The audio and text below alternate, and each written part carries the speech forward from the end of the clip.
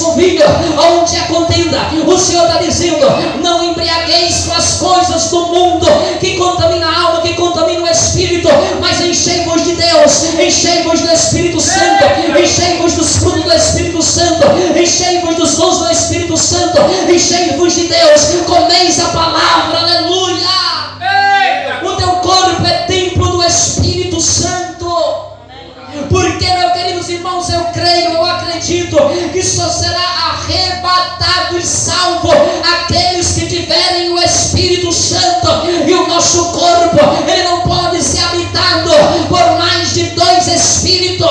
O nosso corpo só pode ser habitado por um espírito. Ou é os espíritos malignos, ou é o Espírito Santo de Deus. Mas aqueles que têm o Espírito de Deus será arrebatado naquele grande dia. E aqueles que já tiverem morrido em Cristo, ressuscitará, encontrar com o Senhor nos ares. Então Deus te escolheu para ser cheio do Espírito Santo, porque ser cheio do Espírito Santo significa que o vaso está cheio de azeite, se derramando de azeite, porque o Espírito Santo ele não é dado por medida. O Espírito Santo ele é Deus, e ele está por completo no crente, e você tem o Espírito Santo de Deus. Então se alegre na presença do Senhor, aleluia.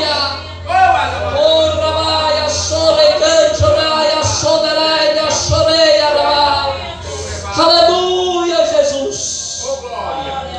O corpo do homem, ele tem que ser santificado de uma maneira que venha agradar a Deus. Agora, aqueles que nasceram de novo, aqueles que estão em Cristo, aqueles que morreram com Cristo, eles não vivem mais como querem, eles não vivem mais como desejam, porque agora é guiado pelo Espírito Santo, é guiado agora pela palavra. A Bíblia diz que aqueles que são guiados pela carne, que é adultério, prostituição, lascívia, inveja, e aí vai, esses estão sendo guiados para o caminho da morte.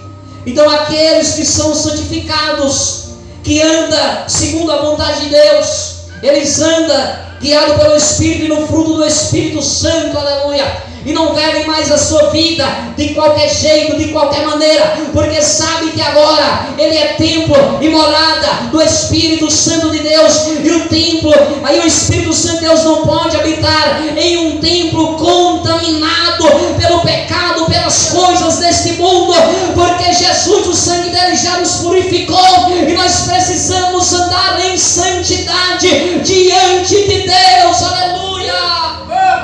E olha só o que a Bíblia diz aqui, queridos irmãos: e não vos conformeis com este mundo, mas transformais-vos pela renovação da vossa mente, ou do vosso entendimento.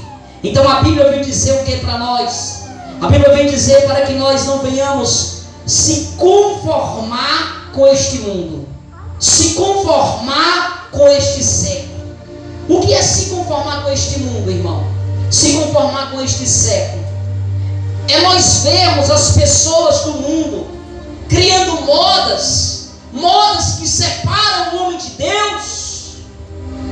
É o mundo dizer que é normal viver no pecado, ou até mesmo religiosos, pessoas que dizem que são de Deus, mas que não tem problema que o homem venha viver de qualquer jeito, porque Deus quer o coração do homem.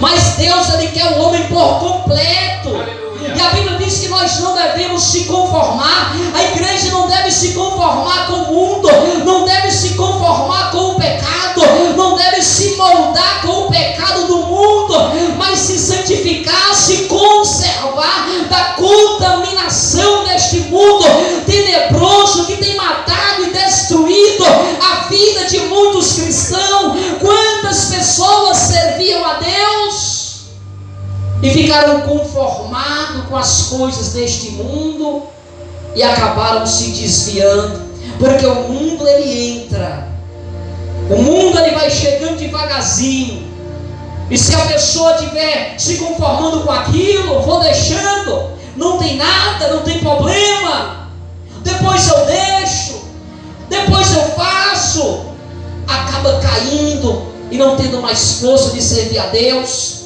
porque Deus ele é inimigo do pecado. Você sabia que o pecado Ele tanto gera a morte espiritual, como o pecado também gera doenças físicas.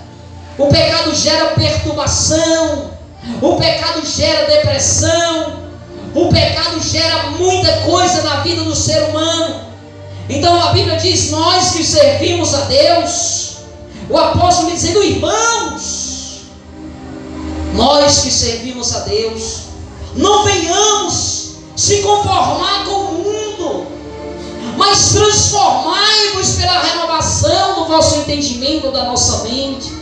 Nós precisamos, irmão, usar a nossa mente, nós precisamos usar o nosso entendimento, para nós saber o que é de Deus, o que não é de Deus, o que é vontade de Deus, o que não é vontade de Deus, para que nós possamos estar obedecendo. Lembra do testemunho que eu contei no princípio do culto? A obediência a Deus, o temor a Deus, gera muitos milagres e bênçãos em todas as áreas na vida do ser humano, e nós precisamos ter essa fé.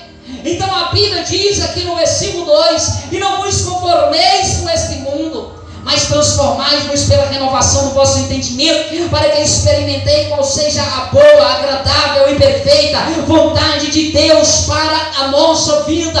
Nós precisamos usar nossa mente para nós sabermos qual é a perfeita e boa vontade de Deus para a nossa vida, porque Deus, Ele quer que nós venhamos viver uma vida aqui na terra santificada e venhamos ter uma vida boa.